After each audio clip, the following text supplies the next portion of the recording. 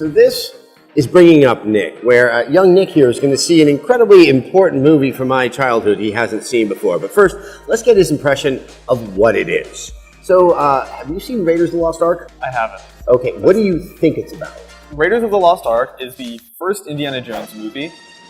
He gets on some sort of aircraft, I think it's an airplane, but like the kind that can land in water, with a lady. They go to Egypt, and he goes into the pyramids. He finds the thing, he swaps it out really fast for the other thing. And then you throw me the whip, I'll throw you the thing. He rides the whip and then he gets chased by the boulder. There's a small companion that he has. And then you find out, I think, that the woman was a Nazi the whole time. Okay, we're going to go watch the film, well, for me again, and for him the first time, and let's see what he thinks.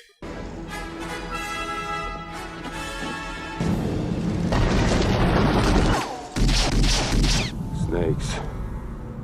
Why did it have to be snakes?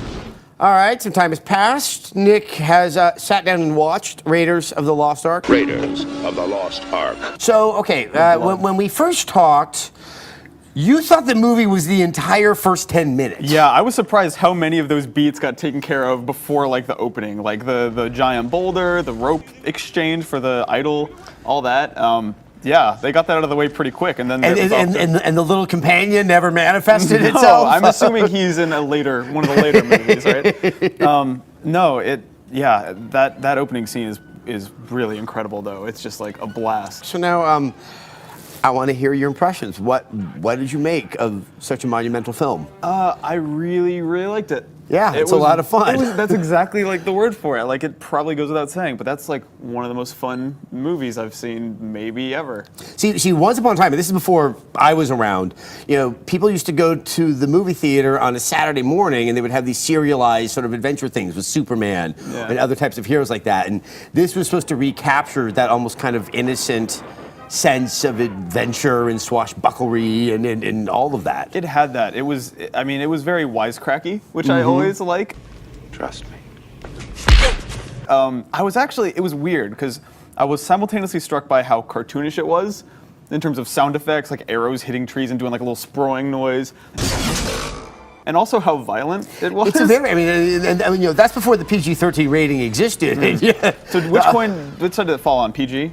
Yeah, it was PG, but it even still strikes me, especially the bar scene in the beginning. It's a very intense, and obviously the airplane propeller and what it implies happens to the gentleman. Yikes. So, I think the thing is, both movies and especially games, you kind of see how they might have been informed by Raiders of the Lost Ark. Let's talk about how exactly Uncharted 2 is this movie. Like, right down to them chasing this MacGuffin, and he's got a rival explorer who's like him but a little dirtier, and like, it was so exactly Uncharted. I was like right down to the globe hopping, and one thing that actually, and maybe you can answer this, but like the showing a map and having like a red line connect all the different locales as they go to them. Had that been done before? Yes. Okay. That's a very, very traditional. You can probably go as far back as the movies of the 1920s and the 1930s to help chart that type of distance. That's something I keep bumping up against is like, I can't tell when some of these movies are using tropes or creating them. Yeah, I know. I've noticed that with you. Right. I have no context, I guess. So, now that you've seen it, what else other than, say, Uncharted 2 do you realize, has been borrowing or is really playing off of the legacy of Raiders of the Lost Ark? Just any adventure, anything. Like, it's so, like Tomb Raider, obviously, it pulls straight from this in a lot of ways. I was actually struck by, like, how this Tomb Raider and Uncharted all kind of play for the first like 4 acts with the idea of maybe there's something supernatural at stake, but the hero doesn't believe in it, and then at the end there's this turn where it just goes full crazy ghosts and spirits. Like, all of them follow that pattern pretty precisely, and that kind of stood out to me. So, having seen the movie, did anything just strike you other than sort of traveling and using the map to detail travel across the globe? Anything else seem confusing and you just couldn't put your finger on what it meant? I was a little confused by a couple of the relationships in the movie. I think we probably wouldn't see as many swastikas in it today. Like, a lot of Nazi fiction nowadays, especially like goofy, like the Bionic Commando remake, they they circumvent swastikas whenever possible, and maybe you'll see one or two. But in this movie, there are just shots where it's just like big ass swastika in the middle of the screen. And obviously Spielberg is Jewish, and there has been a lot of discussion out there about whether or not giving such a cartoonish representation of Nazis and Nazism is not beneficial to the legacy of what really happened during the 30s and the 40s. Well, to his credit, I think they are still pretty scary. There's a lot of implied torture that never quite happens, but always almost happens. That I was like, oh man, this is pretty. You mean with the grisly. coat hanger? Yeah, well, that's a really weird sight gag. But there's also like him heating up the rod. I'll tell you everything. Yes, I know you will. So one scene that you have not mentioned yet is probably doing my most favorite is when they're in the market. When they're in Egypt and sort of the chasing and the basket. It's got that madcap stuff, but then when the guy comes out with the two swords. Yeah. So that's one of the few things I was fortunate enough to know about ahead of time. Oh, you did know about that Well, one. I knew that, I think what I've heard is that wasn't originally as planned, right?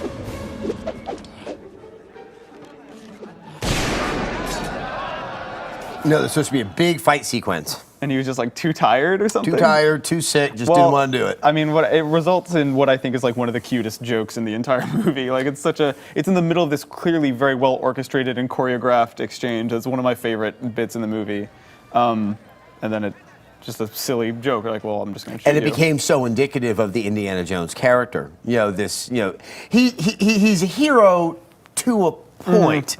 He's like, I'd rather not be bothered. Everything's kind of a burden for him. There's some good roguishness there, and I think the primary antagonist, the other archaeologist, kind of alludes to that when he's Belloc. like, Belloc says something like, "You're just one push away from being me." Like Indiana Jones is him for everything except for that he's working for the Nazis. Like they play with that idea well. That he's a hero, but he's also maybe in some ways kind of not as honorable, a little scumbaggy. Well, I mean, he's very much. I mean, this is obviously after the first Star Wars movie, and actually, it's after the second Star Wars movie as well. And Han Solo, it's very, very, very similar to that. Yeah, I got a lot of Han Solo vibes out of him. Yeah, I have seen Star Wars. You have seen Star Wars. Good. I was kind of prodding you right there. I've seen the first one. I think my final thought is: do you feel that you missed out on something by having not seen it up until now? I kind of do. I think that would be. Like, I don't know how old you were when you saw it, but I think that was would be 8 years old. Oh, all right. In Grauman's Chinese Theater on Hollywood Boulevard. My Oof. mind was so blown out of the back of my head. Okay, so maybe not that young. I think I'd love to have seen that movie 11, 12, 13, because it's just, I don't know. I still enjoyed it even seeing it as a 23-year-old because it's just like, you feel like a kid watching it. I feel like I was grinning the entire duration of the movie. Well, that's pretty much how anyone reacts when they see it for the first time. Yeah. So, job well done. Yeah, great movie. Thank you much. All right, that is the Second of many more movies that we're going to be showing Nick here.